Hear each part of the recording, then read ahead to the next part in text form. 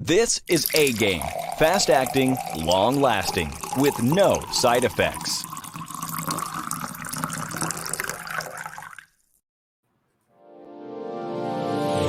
Hey all my Crimsonites, and welcome to the Crimson Cure channel, where we embrace our femininity, increase our womanly values, and celebrate our brothers. So join me on our feminine journey to learn, heal, and grow.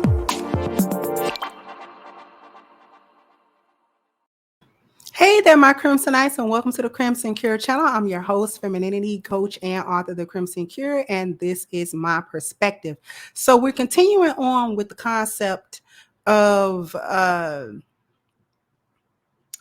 Black female leadership destroying the Black community.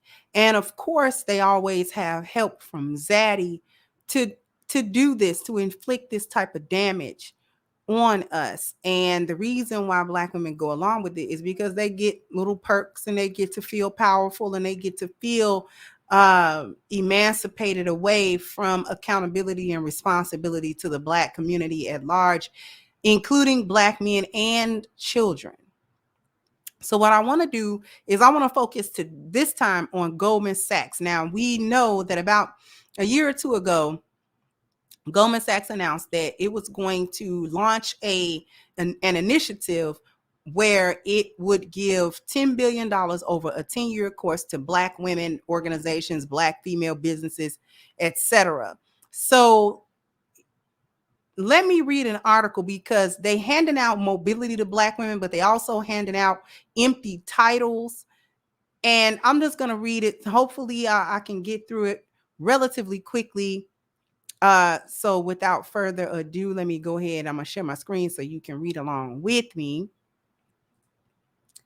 And here we go. Okay. So Asahi Pompey is the gladiator that we should all get to know. This is her. And now here will be an opportunity, because in my last live stream, I said that for some cases, I don't make distinctions between non-ADOS and ADOS Black people for certain situations, and I don't. But I do recognize that there are some certain situations where it's necessary to make such a distinction. And this is one of them, and you'll understand why as I read this article.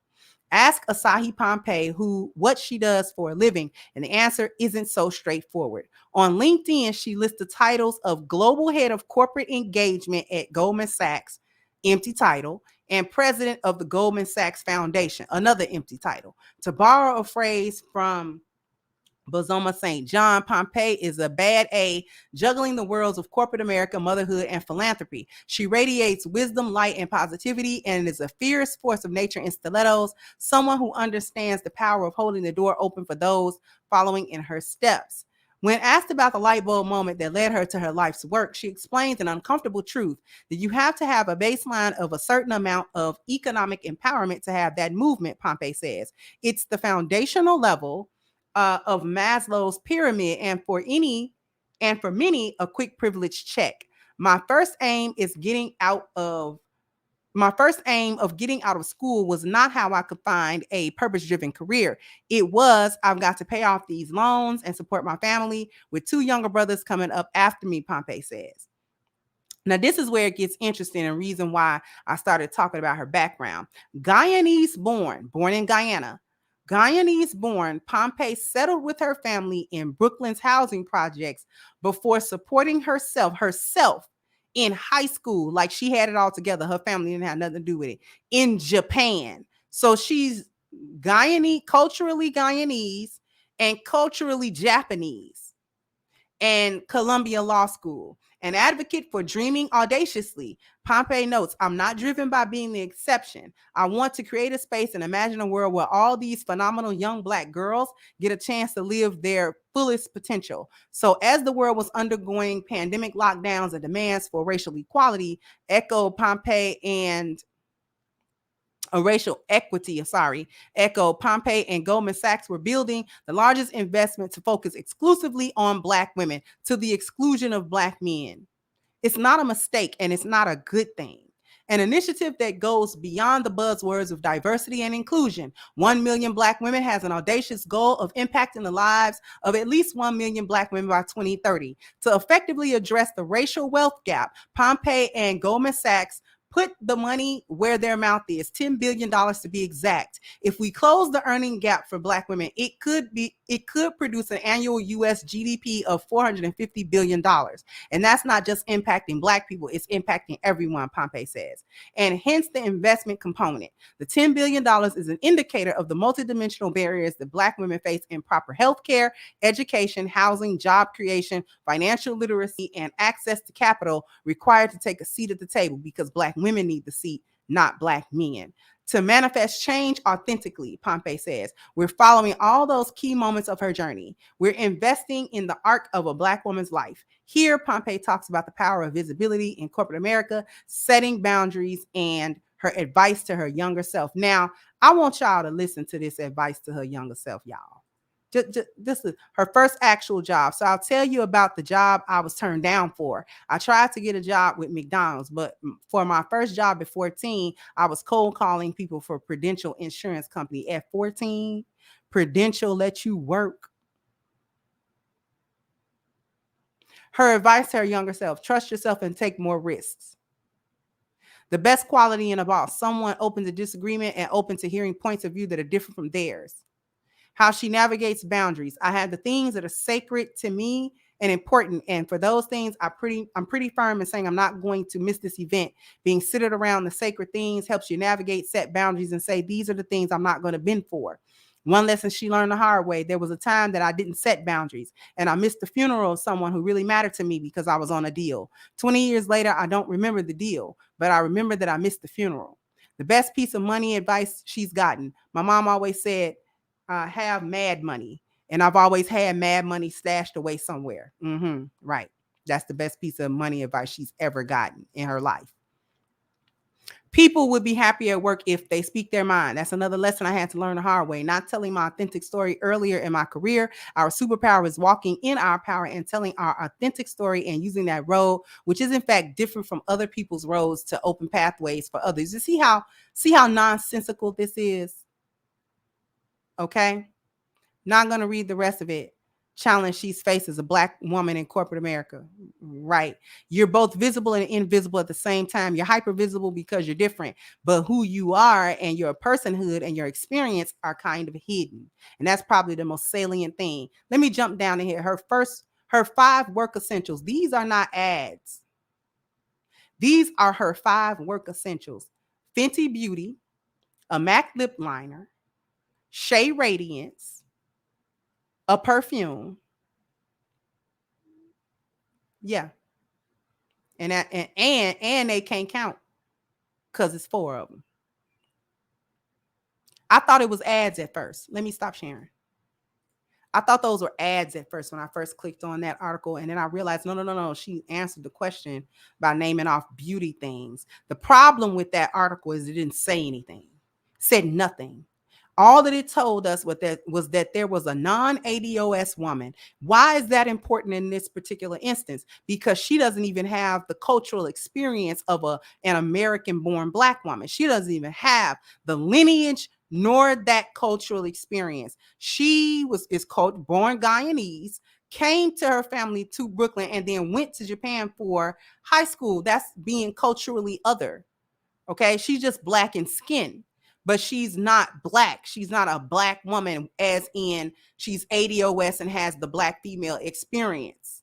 So Goldman Sachs is out here giving out money to Black women, but then gave the head of their foundation to a non-FBA Black woman because they don't trust you ADOS hyenas to run nothing.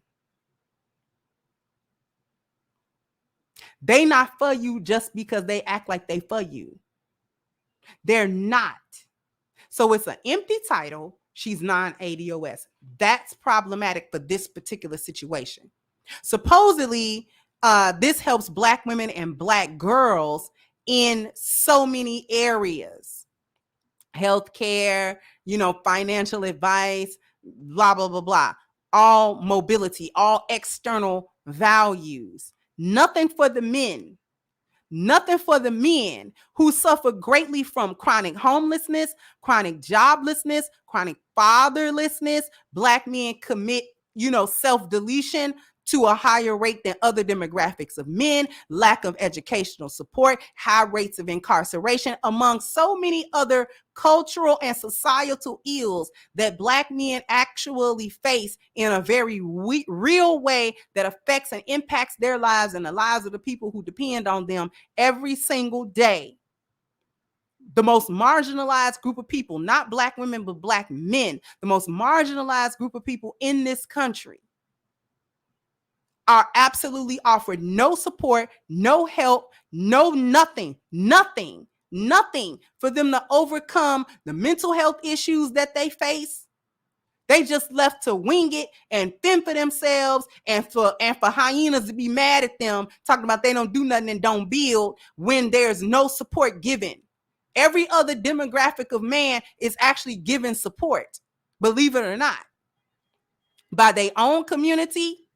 Mostly by their own community. I watched a video probably a couple of weeks ago where this white man was homeless, dirty, stinking, had been homeless for a minute. This other white man came along. Hey, he had been seeing the guy at the same spot for, a long time. And he came by, he said, man, let me give you a job. So what he did was he got the man cleaned up. The man was hooked on, I think, alcohol or something like that. He had the guy go to, get cleaned up, get off of his addiction, go to the doctor and check his body out, check out his health, see where he was with his health, to try to help him get into homeostasis with his body, get back into some kind of good health after being on the street for so long. You get all kinds of stuff. You're exposed to all of the elements when you're on the street like that, and you don't have proper housing, and you don't have, any of the necessities that a human being should have, and got that man worked out, man, got his teeth fixed, man, got that man hair fixed, got that man skin fixed,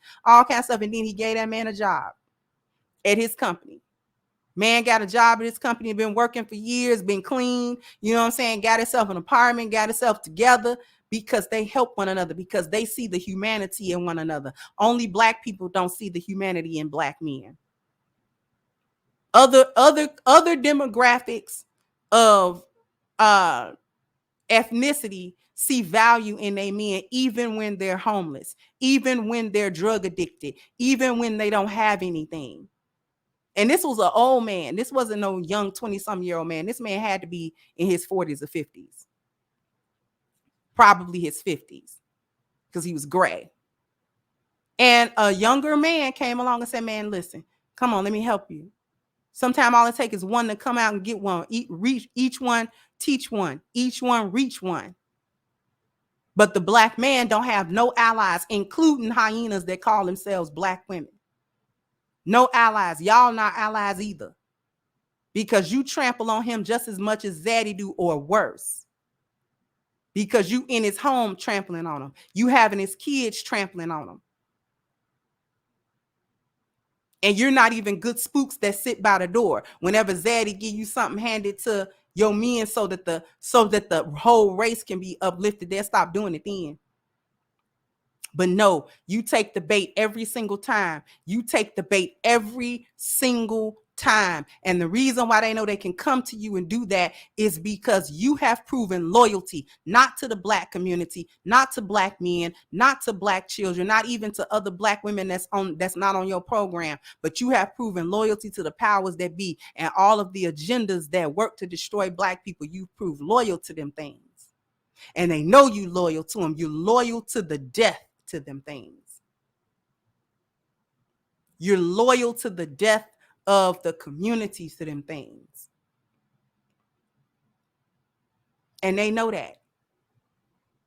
They know that these types of things serve to further the divide between Black men and Black women. And as long as that divide is being exacerbated and worked on, the children suffer the most. Because what we do is not see value in one another. We don't come together. We don't produce children. And the children that are already here are left twisted in the wind. because nobody's there to protect them. Black women are looking out for their own best interests, and while at the same time stiff-arming Black men to come in and actually take over and be fathers to these children for the most part. So the children suffer, and then we're doomed. No children means the complete annihilation of Black people, and then their job would be complete, and Black women would have been complicit the whole time. So sound off in the comment section. Let me know what you think. Like, share, subscribe to the channel if you have not. Once again, I'm your host, The Crimson Cure, and this was my perspective. Bye-bye, Crimsonites. Hey guys, please like, share, and subscribe to the channel and hit the notification bell. And if you've got more to say on the topic, leave a comment down below. Also, don't forget to support our sponsor, who so graciously supports this channel by clicking the description box and the link for A-Game at agameherbal.com. You can go ahead and get a 10% discount off of your next purchase using the code Kendra10. This has been yet another Crimson Cure production, and I'll catch you guys on the next one.